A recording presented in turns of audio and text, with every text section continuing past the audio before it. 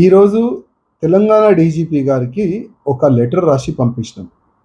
ఆ లెటర్‌లో ఏం రాసినామంటే డీజీపీ గారు ఎంఐఎం ఎమ్మెల్యే గాని, ఎంఐఎం కార్పొరేటర్ గాని, ఎంఐఎం గుండెలు కార్యకర్తలు గాని మెహిందీపట్నం కాకుండా వేరే వేరే ప్రాంతంలో అక్రమంగా గౌలని తరలిస్తున్నారు.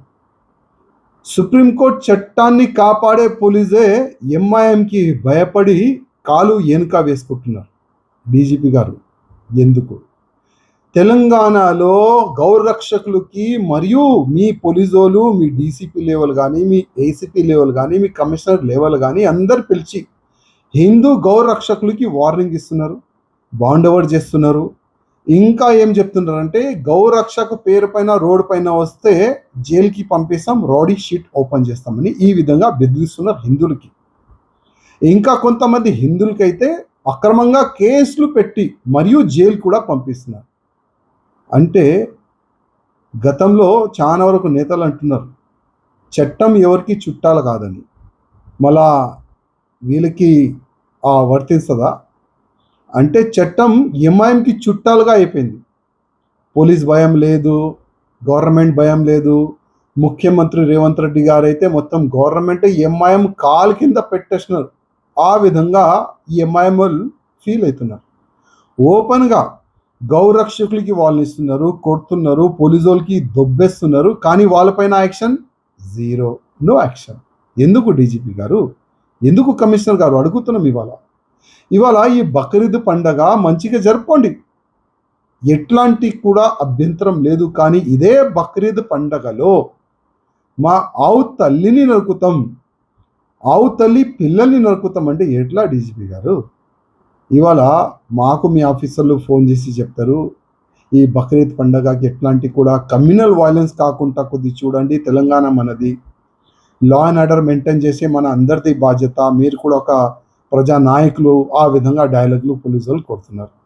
మళ్ళీ అదే మీకు అడుగుతున్నాం, మేము రెడీ. మేము ఎప్పుడు కూడా కమ్యూనల్ వైలెన్స్ కావద్దు, తెలంగాణ లా అండ్ ఆర్డర్ కూడా మంచిగా ఉండాలి ఆలోచన మాలో ఉంటుంది. కానీ ఇదే ఈ ఎంఐఎంఓలు మరియు వీడియో పెడుతున్నారు. ఎంఐఎం ఎమ్మెల్సీ ఆవులని మొత్తం ఇక్కడ నుంచి అక్కడ వరకు ట్రాన్స్పోర్ట్ చేసుకుంటూ వీడియోలు పెడుతున్నారు. ఎంఐఎం కార్పొరేటర్ వీడియోలు పెడుతున్నారు. అంటే వాళ్ళకి ఏం చెప్పరా మీరు? ఎంఐఎం అంటే ఉచ్చనా మీకు? ఈ లాంగ్వేజ్ యూజ్ చేస్తే బాగుంటుంది. అందుకోసం రిక్వెస్ట్ చేస్తున్నా, లా అండ్ ఆర్డర్ అందరికీ ఒకటే సమానం ఉండాలి. సుప్రీంకోర్టు చట్టాన్ని కాపాడే బాధ్యత పోలీసోళ్ళకి ఉంటుంది. నేను రిక్వెస్ట్ చేస్తున్నా, ఈ బక్రీద్ పండగలో ఒక్క ఆవు కానీ, ఒక్క ఎద్దు కానీ, ఒక్క దూడ కూడా కట్ కాకుండా చూడండి. రిక్వెస్ట్ చేస్తున్నాం, దండం పెట్టి రిక్వెస్ట్ చేస్తున్నాం. లేకపోతే మాకు ఫ్రీడమ్ ఇవ్వండి. ఎక్కడ ఆవులు, ఎద్దులు, దొడలు ఉంటే అక్కడ గుసాంచనికి మాకు పర్మిషన్ ఇవ్వండి. మేము రెడీ ఉన్నాం, అన్నిటికీ రెడీ ఉన్నాం, కొట్టనికి రెడీ ఉన్నాం, జైలుకి పోనికి రెడీ ఉన్నాం. ఎంఐఎం గుండెలకి కూడా ఏ విధంగా సమాధానం ఇవ్వాలి ఆ విధంగా ఆ స్టైల్లో సమాధానం ఇవ్వని కూడా మేము రెడీ ఉన్నాం.